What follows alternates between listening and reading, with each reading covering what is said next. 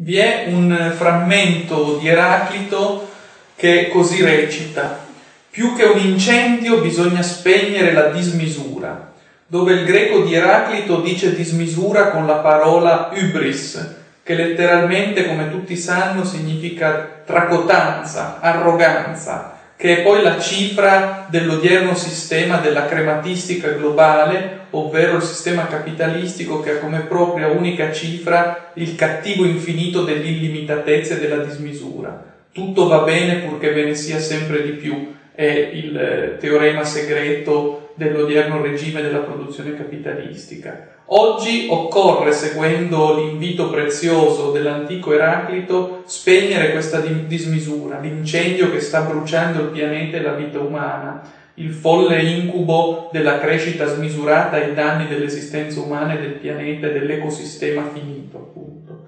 Ciò che anche per un bambino sarebbe noto, cioè il fatto che è incompatibile con un pianeta finito il principio della crescita infinita, viene invece presentato come un dogma indubitabile dalla folle scienza degli economisti che continuamente in termini teologici, credo qui absurdum, presentano questo teorema come indubitabile, la crescita incondizionata e illimitata. Occorrerà allora pertanto, e sarà uno dei compiti più difficili per il futuro, unire tutte le forze anticapitalistiche che abbiano come obiettivo primario lo spegnimento dell'incendio.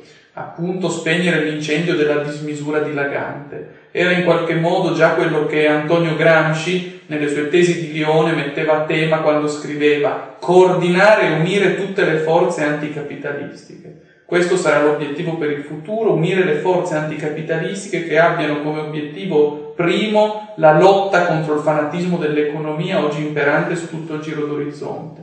Per fare questo occorrerà superare le tradizionali barriere ideologiche che il sistema dominante e la manipolazione organizzata continuano a mantenere vivo, in modo da rendere impossibile una lotta unificata contro il sistema dominante stesso. La dicotomia destra-sinistra, la dicotomia atei credenti, stranieri, autoctoni e così via. Occorrerà allora unire le forze, rompendo con queste dicotomie false e illusorie oggi, che potevano avere un senso solo in passato, e unire le forze contro l'unica vera contraddizione, l'unica vera dicotomia oggi esistente, che è quella fra chi accetta il sistema del fanatismo dell'economia capitalistica e chi invece è pronto a lottare contro di essa.